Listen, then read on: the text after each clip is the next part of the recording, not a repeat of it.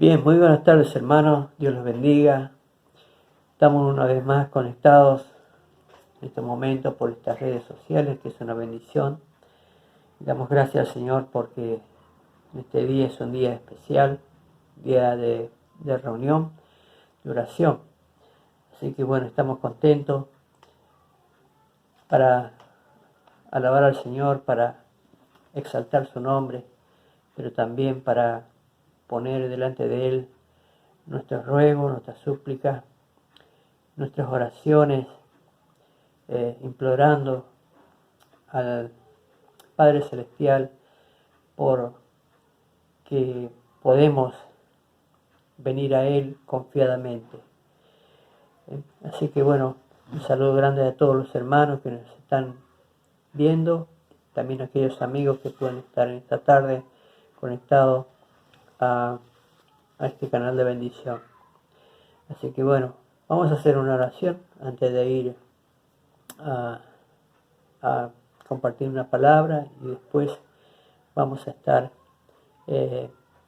dejando todas estas cosas, la palabra de Dios en las manos del siervo que ha de traer el mensaje de su palabra, que es viva, es eficaz. Bien, oremos. Padre bendito de los cielos, te damos gracias por este precioso momento que estamos aquí juntos a través de las redes sociales, Señor, para darte gracias en primer lugar por tu cuidado, por tu ayuda, por tus favores, Señor, por que tú nos acompañas, nos guías, Señor, en todo momento y en todo lugar. Padre Celestial, que esta reunión de oración, sea de mucha bendición para nuestras vidas, Señor, y que podamos presentarte delante de ti, Señor, todas nuestras inquietudes, todo lo que nuestro corazón anhela y busca de ti, Señor, pidiéndote en oración, Padre. Rogamos, Señor, que tu Espíritu Santo esté guiándonos en todo lo que sea la lectura de tu palabra, las canciones, también que podamos compartir en esta tarde. Padre bendito de los cielos, te damos gracias y pedimos por los que están pasando momentos difíciles. Rogamos a Dios para que tú, Señor, estés con cada uno de tus hijos, Señor, para aquellos que están quizás con el COVID, Señor, pedimos, Señor, que tú les pongas tu mano de sanidad y misericordia en ese lugar que ellos se encuentren. Así también aquellos que están pasando difíciles, como puede ser índole familiar, problemas familiares, problemas, Señor, de trabajo, que en estos tiempos está escaseando. Por eso, Padre Santo, tenemos que venir a ti, Señor, en oración, en ruego, en súplica, Señor, porque de ti, Señor, provienen las bendiciones. Padre Celestial, dejamos todo en tus manos. Bendice a tus siervos, Señor, que en esta tarde también compartirá la palabra con cada uno de nosotros. Así también, gracias, Señor, te damos por estos momentos, en el nombre amado y bendito de nuestro Señor Jesucristo. Amén. Bien, hermanos, dice el Salmo 71:3, sé para mí una roca de refugio, a donde recurra yo continuamente. Qué hermoso salmo, ¿no? Que nos habla de que el Señor es nuestro refugio, es la roca inconmovible, donde dice yo recurra continuamente. Y continuamente tenemos que recurrir, cuanto más en estos tiempos que nos toca vivir en este mundo, recurrir a ti, porque de ti está, en ti está nuestro refugio. Dice también el Salmo 34:4, busqué a Jehová y él me oyó y me libró de todos mis temores. Cuando buscamos a Dios, sabemos que Él nos escucha. Cuando buscamos en oración, Él nos escucha. Y dice que Él nos libra de todos nuestros temores. Hoy por hoy sabemos que están sucediendo cosas, pasan cosas terribles. Y bueno, es el momento de recurrir a Dios, con todo nuestro corazón. Por eso, hermanos, recurramos a Dios en oración siempre, porque de Él mana la vida. Así que bueno, vamos a cantar el himno número 511. Dice: yo quiero trabajar por el Señor, confiando en su palabra y en su amor. Quiero yo cantar y orar, y ocupado siempre estar en la viña del Señor. Y la estrofa dice: trabajar y orar en la viña, en su palabra y en su amor. Quiero yo cantar y orar, y ocupado siempre estar en la viña del Señor. Y la estrofa dice: trabajar y orar en la viña y en la viña del Señor. Si mi anhelo es orar y ocupado siempre estar en la viña del Señor. Entonemos pues el himno número 511.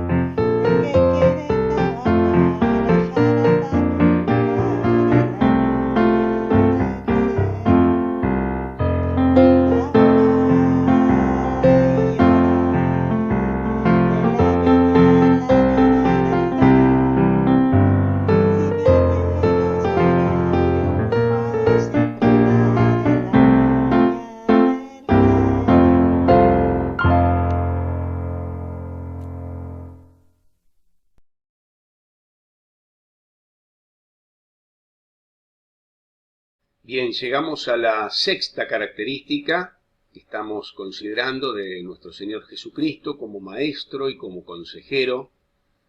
Y la sexta característica es que el Señor Jesús enseñaba con claridad, con lenguaje sencillo, con lenguaje comprensible. El Señor enseñaba verdades desconocidas, verdades abstractas, muchas de ellas, pero a través de cosas conocidas, cosas familiares y cosas concretas. A veces pensamos que todo este tema de enseñar con ejemplos, a través del diálogo, a través de las preguntas y demás, es un tema privativo o producto de las pedagogías modernas. Pero vemos que el Señor Jesús emplea todos estos recursos, todos estos métodos a su disposición para transmitir las verdades. No vamos a leer en este momento todos los textos bíblicos, pero sí los menciono, instándoles una vez más a leerlos y a meditarlos de una forma más detenida. En Juan 1:38 vemos que el Señor emplea preguntas. En Juan capítulo 4 vemos que el Señor emplea diálogos. En Mateo 5 al 7 vemos que en todos esos capítulos el Señor emplea la conferencia. Él da un discurso bastante extenso mediante el cual Él imparte las verdades eternas. En Lucas capítulo 10, de los versículos 25 al 37, vemos que el Señor está empleando historias y parábolas. En otros textos, el Señor emplea ilustraciones, por ejemplo, compara al Espíritu Santo con el viento. Él realiza demostraciones cuando realiza el lavamiento de los pies de los discípulos. Él nota que ellos no habían entendido esa verdad de lo que implicaba la humildad, el servir al otro, y se estaban preguntando y estaban debatiendo quién sería el primero en el reino de los cielos. Y el Señor, yo entiendo que habrá pensado, estos no entendieron nada, mirá que yo les dije varias veces, les di muchas pistas, no entendieron nada. Entonces Él toma una toalla, se la ciñe, con una palangana se arrodilla y empieza a lavarle los pies. Está realizando una demostración actuada, una demostración práctica, visible, concreta, de cuál tiene que ser la actitud del discípulo. Estar dispuesto a ser un siervo, estar dispuesto a servir al otro, con humildad.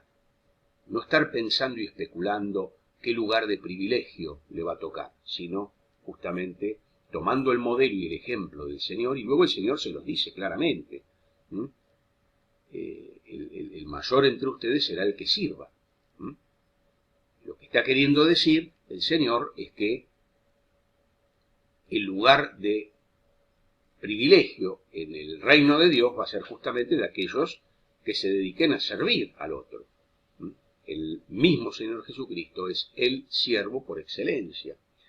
El Señor también emplea ayudas visuales cuando les dice, miren los lirios del campo, miren las aves de los cielos.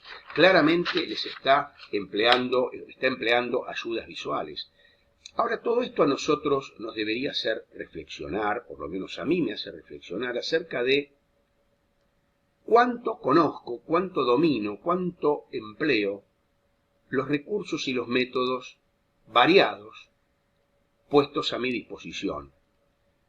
Entonces, esto es peligroso porque esta reflexión, que está muy bien, o sea, reflexionar acerca de cuánto conozco, cuánto domino, cuánto empleo métodos y estrategias didácticas variadas, esto está muy bien, pero está el peligro siempre de caer en lo que algún autor ha llamado el didactismo. El didactismo. Poner excesivo hincapié y poner excesivo cuidado en los temas metodológicos, que a veces es un gran defecto, no a veces, afirmo que es un gran defecto de la formación docente, muchas veces, con un excesivo hincapié en los temas metodológicos, los temas prácticos, los temas didácticos, perdiendo de vista el contenido, los contenidos. Entonces a veces uno ve que los docentes salen de los profesorados con todo un bagaje tremendo de técnicas, de métodos, de cuestiones pedagógicas y siendo expertos en planificación, pero uno nota que poco y nada hay en su haber de conocimientos del fondo, ¿no? de los temas que justamente van a tener que enseñar. Falta entonces formación teórica en este sentido. Ahora, yo quiero ir más allá en esta reflexión. Yo me pregunto y nos pregunto cuál es nuestra principal preocupación. Mi principal preocupación es la verdad que enseño y el bien del estudiante. Las dos cosas. La verdad que enseño, la verdad que estoy enseñando. Porque yo tengo que amar la verdad y estar dispuesto a enseñar la verdad, aunque me cueste. ¿Amo realmente la verdad que enseño y a los estudiantes? ¿O mi principal preocupación es demostrar cuánto sé? Hacer una demostración, hacer gala para que me admiren, o tal vez otro tipo de motivaciones, más que tienen que ver tal vez más con la demagogia y cosas por el estilo, o tal vez ninguna de estas cosas, sino que tal vez por comodidad, por negligencia, por imprudencia, impericia, no estamos enseñando realmente para generar aprendizajes. Y la preocupación tiene que ser esta. No tanto hacer gala de infinidad de técnicas pedagógicas por el amor solamente el amor al arte, sino las técnicas y los métodos tienen que estar ordenados, direccionados y subordinados a la verdad que enseñamos y al bien del estudiante. Enseñar para generar aprendizaje.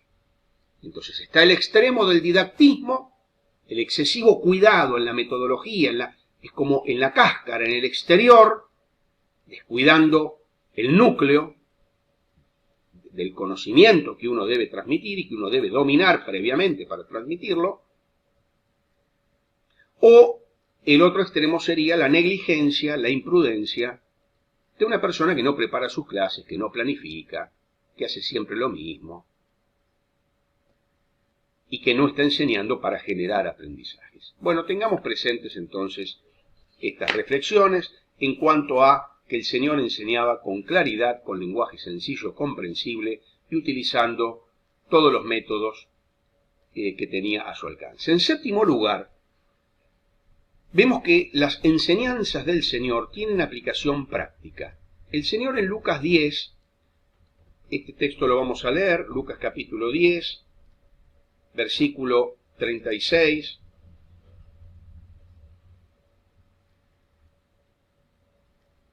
Versículo 36, les dije, y 37 dice, el Señor les cuenta la parábola del buen samaritano, dice, ¿quién pues de estos tres te parece que fue el prójimo del que cayó en mano de los ladrones?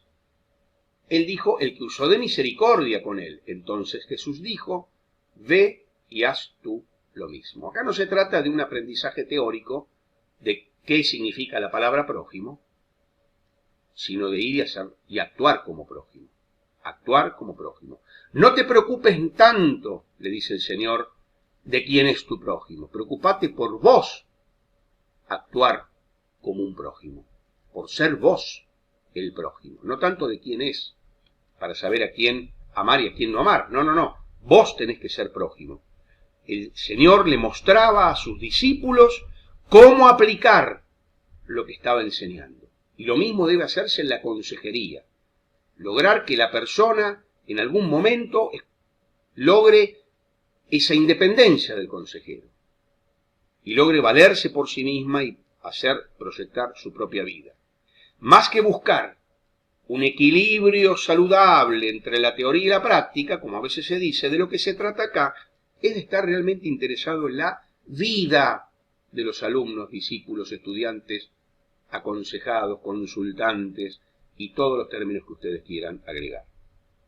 No tanto entonces de buscar este equilibrio entre teoría y práctica como una cuestión casi del equilibrista o una cuestión meramente teórica, sino de estar realmente interesado en la vida de la otra persona. De tal modo de procurar relacionar con la vida y transmitir el mensaje cristiano aún con los temas que parecerían más alejados de la experiencia. Ante cada tema que enseñamos, la pregunta debería ser, ¿cómo aplico esto a la vida del alumno? ¿Cómo puede esto bendecir, enriquecer la vida del alumno? ¿Cómo esto que enseño puede hacerles crecer como personas? ¿Cómo puedo generar en la vida de mis estudiantes, a través de esto que estoy enseñando, generar virtud, desarrollo de las virtudes?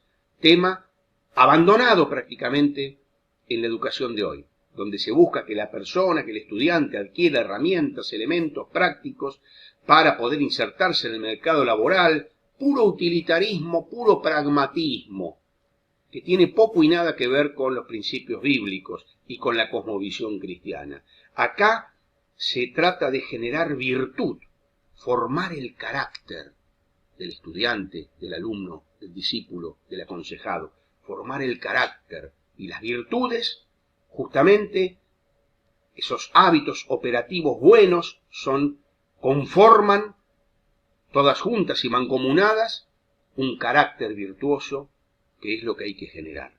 ¿Cómo aplicar esto para ser mejor persona y mejor cristiano? La octava característica la tenemos en Mateo capítulo 7,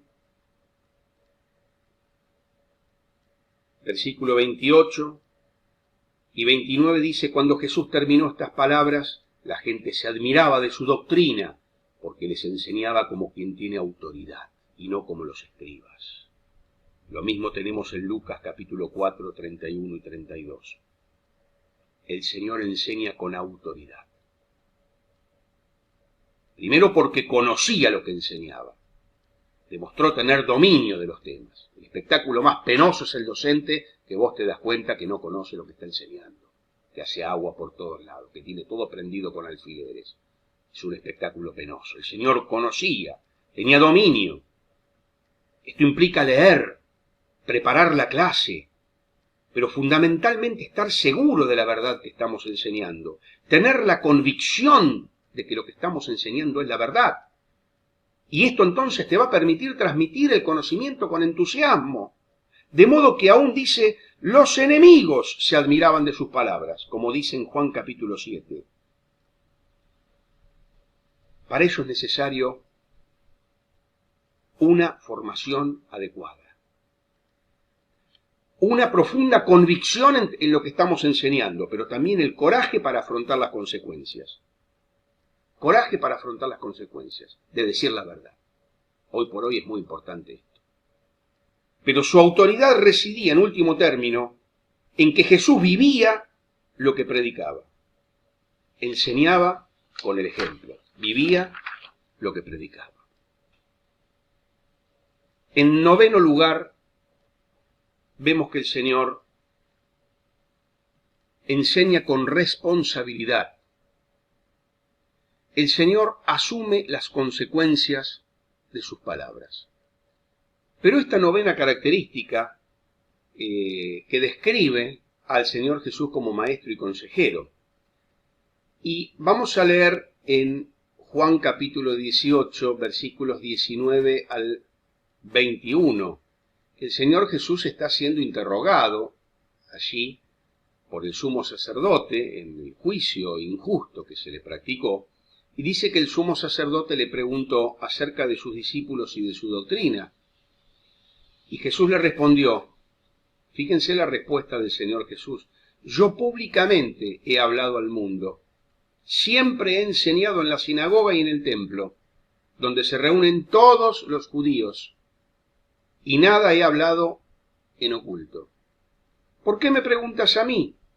Pregunta a los que han oído que les haya yo hablado. He aquí ellos saben lo que yo he dicho. Esto a mí me resulta extraordinario, este ejemplo del Señor.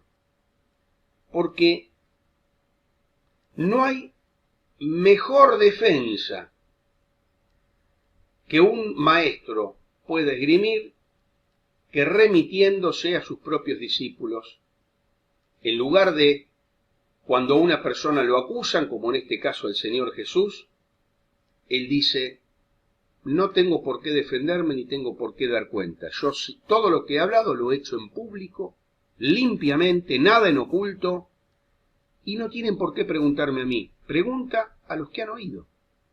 Pregunta a los que han oído. Qué bueno es no tener que esgrimir defensas personales. Que nuestra defensa sean nuestros alumnos, nuestros discípulos, lo que hayamos sembrado en ellos. A vos te cita el director de un colegio. Mirá, ahí qué estuviste diciendo, no diciendo, qué pasó, qué no pasó. La mejor defensa es decir, señor directivo, usted puede dirigirse al aula y hablar directamente con los alumnos y que ellos le digan cómo doy yo la clase, qué digo, qué no digo, que ellos sean mi mejor defensa. Ese no tener necesidad de encarar uno mismo la defensa, sino que los propios discípulos sean el testimonio vivo de nuestra función como maestros. Mis palabras y mi actuación en la clase ¿reflejan mi verdadera personalidad y mis verdaderas convicciones? Respondámonos a esto cada uno en lo personal e imitemos al Señor que enseñaba con responsabilidad y asumía las consecuencias de lo que decía y de sus palabras. Eran públicas, notorias y abiertas. En 10º lugar, leemos en Hechos capítulo 4, versículo 13,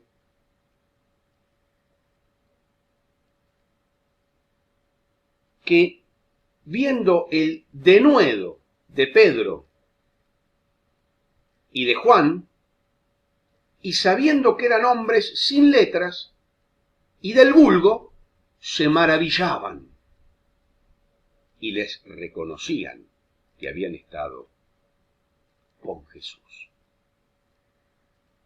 Vemos que estos hombres, Pedro y Juan, hombres del vulgo, hombres sin letras, hablaban con denuedo, con poder, con elocuencia, la palabra de Dios. Y vemos cómo la enseñanza del Señor había transformado sus vidas. El Señor, a través de su enseñanza y de su consejería y de su discipulado, promovía el desarrollo de los talentos y de las capacidades de los discípulos. Sacaba lo mejor de ellos, pero no solo eso, sino que les daba el poder sobrenatural del Espíritu Santo para que estos hombres, que antes de conocer al Señor eran absolutamente ignorantes y sin ningún tipo de capacidad oratoria, e incluso antes de la venida del Espíritu Santo estaban temerosamente escondidos, ocultos allí, temerosos. Vemos que todos los que los oyen se maravillan. Y la última parte del versículo es maravillosa. Les reconocían que habían estado con Jesús. ¿Estaríamos verdaderamente felices y satisfechos cuando vemos que nuestros alumnos tal vez nos superan a nosotros? ¿Establecemos metas desafiantes? ¿Confiamos realmente en los alumnos, pero fundamentalmente en el mensaje que transmitimos? Y para los que somos creyentes, en el poder del Espíritu Santo, ¿confiamos realmente? ¿Desafiamos la inteligencia de los estudiantes y su creatividad? ¿O tenemos la idea de que al fin y al cabo no van a lograr nada? Yo recuerdo hace mucho tiempo había un programa cómico de televisión. Ustedes seguramente los que acumulan más años recordarán al Toto Paniagua y el profesor. Ricardo Espalter y Enrique Almada eran los actores. Y el profesor trataba de instruir a este hombre que había ganado mucho dinero, pero era, digamos, muy difícil enseñarle buenos modales. Y cuando ya el profesor finalmente se daba por vencido, decía algo así como: el que nace para pito nunca llega a ser corneta. Recuerdo siempre esa anécdota.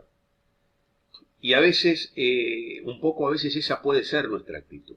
Vemos a ciertos estudiantes, este no va a lograr nada, este ya nació, tiene un límite, tiene un techo que no puede superar. Y no ciframos ninguna expectativa ni ninguna esperanza. Y a veces yo les puedo decir por propia experiencia que muchas veces me he visto realmente sorprendido con estudiantes por el cambio que experimentaron en sus vidas. Claro, lamentablemente no he podido decir que ese cambio fue por mi actuación. Me hubiera gustado. Pero qué bueno es que las enseñanzas nuestras y nuestro ejemplo pueda transformar vidas, promover el desarrollo y el talento de nuestros discípulos, estudiantes o aconsejados, al ejemplo del Señor Jesús. Pero vemos también que el Señor Jesús forma nuevos maestros, Él les daba oportunidades, corregía sus errores, celebraba sus logros, los capacita, es más, deja establecido un relevo, lo vemos en Mateo 28 a partir del versículo 18, y qué lindo y qué gratificante es saber que nuestros alumnos eligen a veces la docencia por nuestra influencia, por la carrera de consejería, por nuestra influencia. ¿Inspiramos a nuestros discípulos a elegir nuestra misma vocación porque los hemos inspirado? Pero esto de formar maestros también lo podemos aplicar a la necesidad de educar y formar para la libertad. No deberíamos generar dependencia en el otro, en el aconsejado. Esto es muy propio para los que eligen esta profesión de ayudar de esta manera. Generar dependencia, sino libertad para que nuestros discípulos se enseñen a sí mismos, sean libres, responsables, tomen sus propias decisiones en responsabilidad, aprendan a caminar solos, siguiendo los principios de la palabra de Dios. Sean independientes de nosotros, pero nunca independientes del Señor, ¿no? Independientes de nosotros. Bien, vamos a la última de las características para cerrar esta reflexión, que creo que es una de las principales, o si no la principal, y que el Señor tenía bien claro cuál era su prioridad. La misma tendría que ser la prioridad de los docentes y de los consejeros cristianos. Leamos en Juan capítulo 5, versículo 24.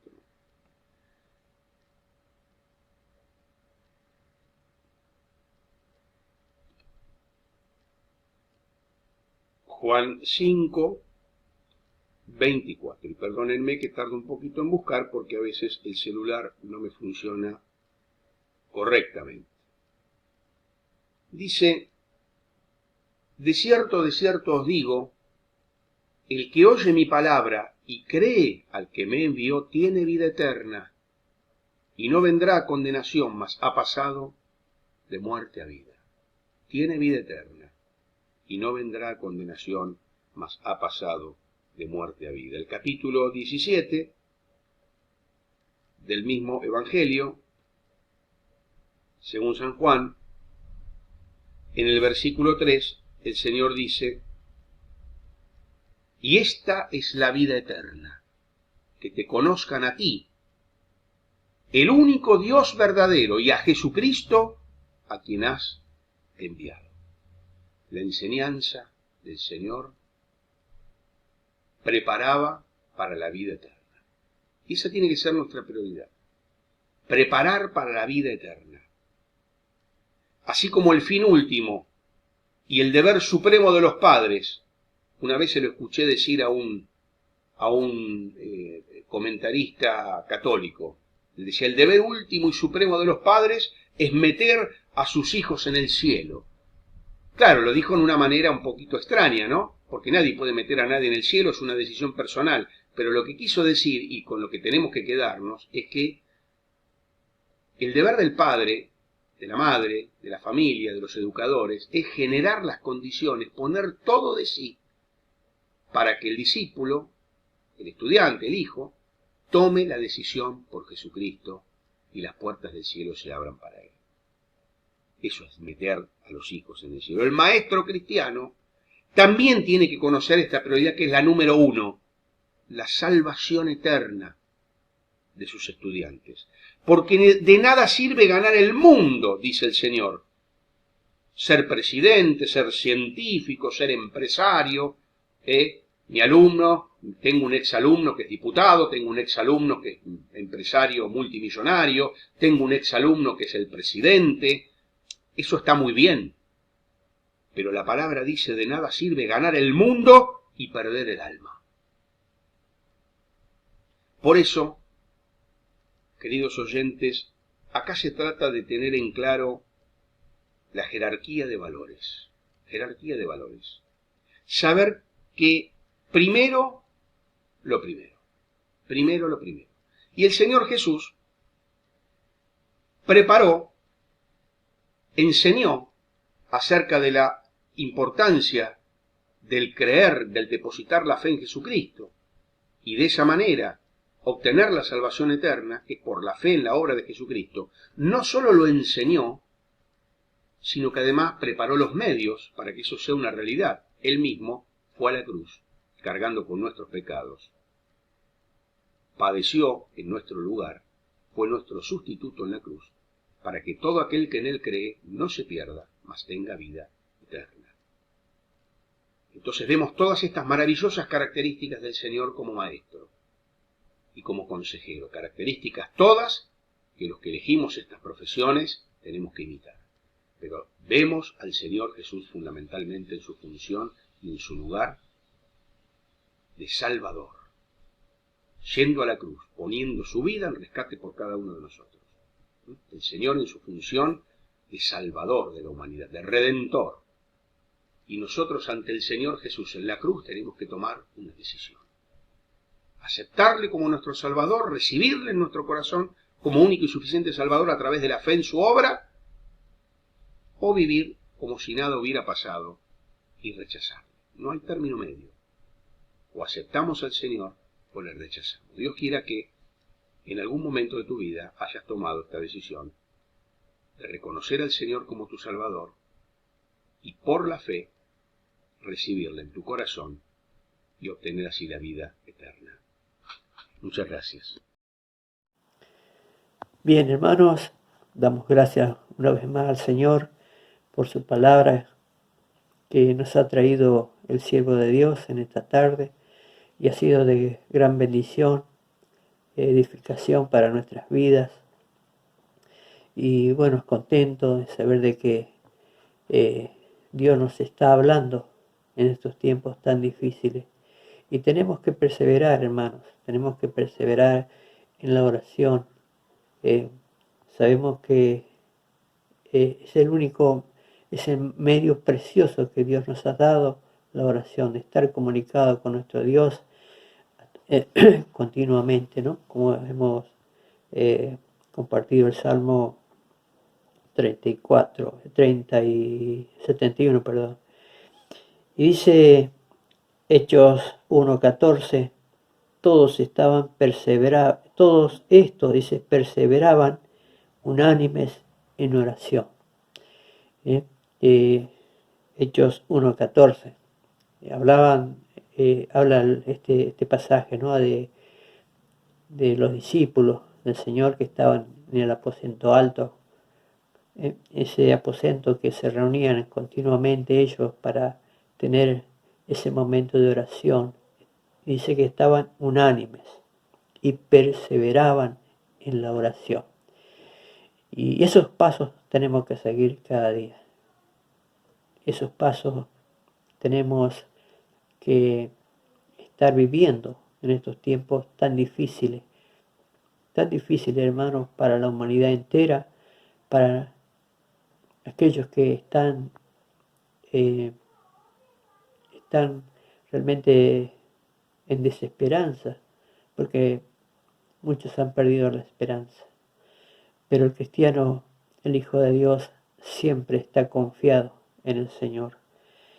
Por eso damos gracias por este tiempo de reunión de oración, en el cual su palabra ha sido buena para nosotros y nos refugiamos en ella. Sabemos que Dios nos habla cada día. Y que quiero terminar con Proverbios 4:23, muy conocido por cada uno de nosotros, ¿no? Sobre toda cosa guardada, guarda tu corazón. Qué hermoso. Guardemos siempre el corazón para nuestro Dios. Nos despedimos cantando el himno número 134. La estrofa dice: avívanos, Señor, con nuevas bendición. Inflama el fuego de tu amor en cada corazón.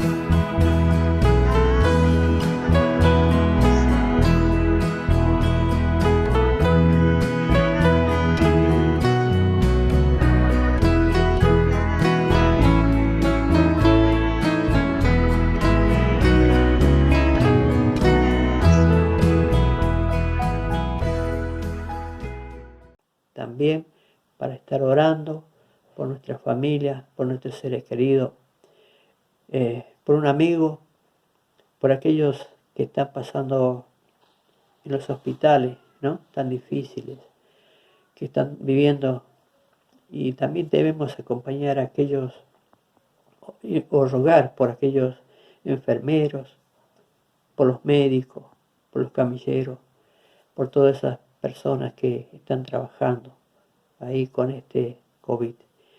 Y también por las autoridades, ¿no?, que nos gobiernan, para que podamos expresarnos libremente en estos tiempos. Rogar para que las autoridades también sean encaminadas por la sabiduría de Dios, ¿no? Y que acompañemos a los gobernantes también en estos tiempos difíciles con oración. Sabemos que la oración del justo puede mucho. Así que, hermano, muchas gracias por este tiempo precioso. Así saludo a todos ustedes. Y bueno, sigamos los caminos del Señor, perseverando unánimes en oración y ruego y súplica. Muchas bendiciones, hermano, y será hasta la próxima reunión.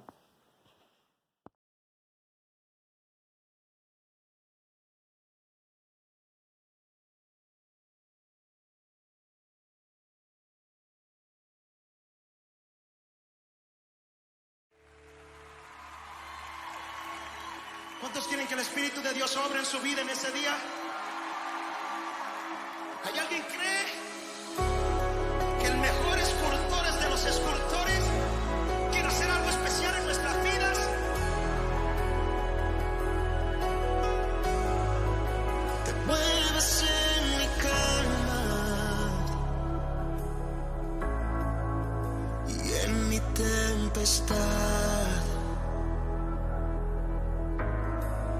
Te siento en el silencio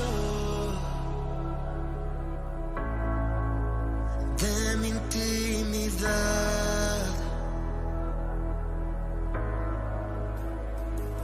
Tu viento hoy sopla, transforma mi ser,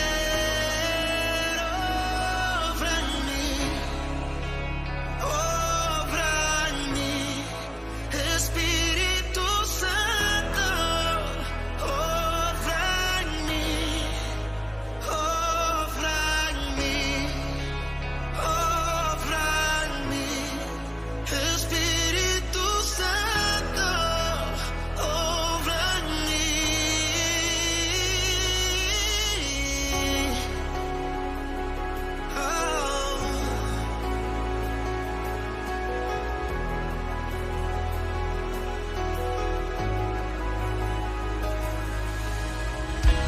Heme aquí, postrado, dispuesto a ser transformado.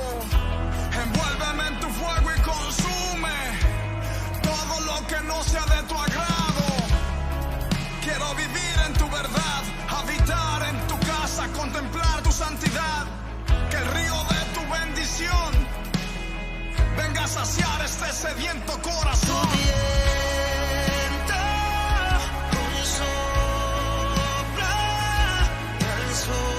Transforma mi ser, obra en mí, obra en mí, obra en mí, Espíritu Santo, obra en mí, obra en nosotros, obra en mí, Espíritu Santo, obra en mí.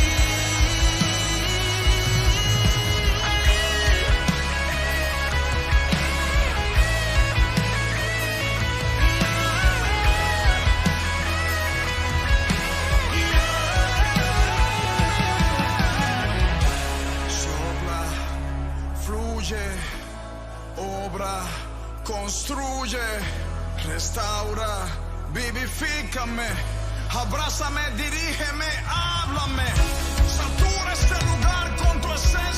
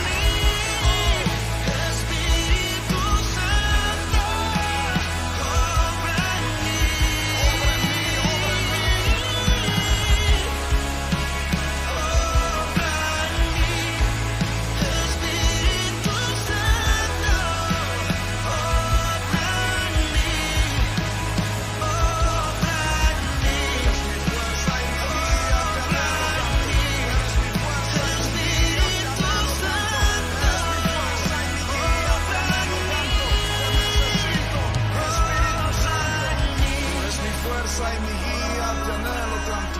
Eres mi fuerza y mi guía, te anhelo tanto. Eres mi fuerza y mi guía, te anhelo tanto. Te necesito, Espíritu Santo.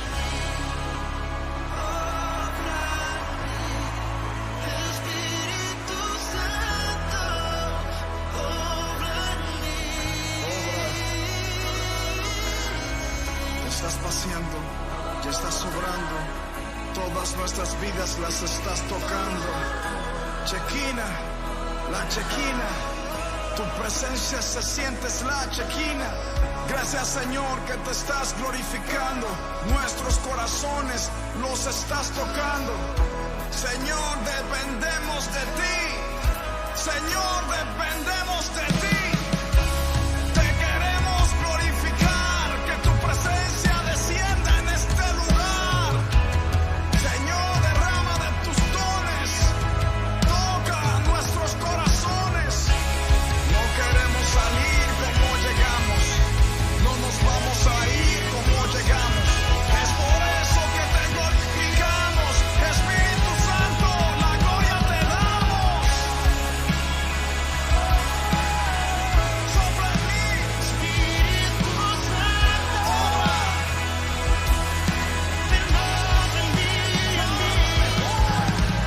Tú sabes mejor, tú lo haces, Espíritu de Dios. Obra en mí, Espíritu Santo, obra en mí. Venme aquí, Espíritu Santo. En mí,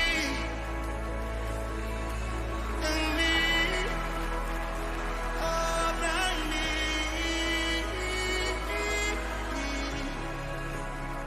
obra en mí, obra en mí. Espíritu, haz una obra valiosa. Quebrántanos, termina lo que has comenzado. Transfórmanos. Es tu obra en mí. Estamos dispuestos. Tu obra en mí. Estamos dispuestos. Obra en mí. Cámbianos.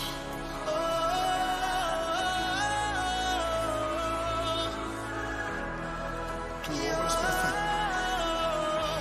Obra es perfecta, Espíritu Santo.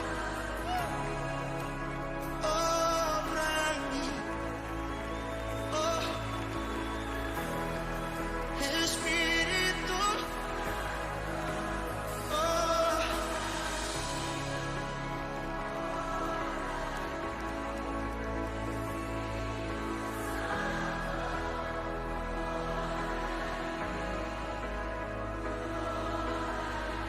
Donde está su espíritu, allí hay libertad.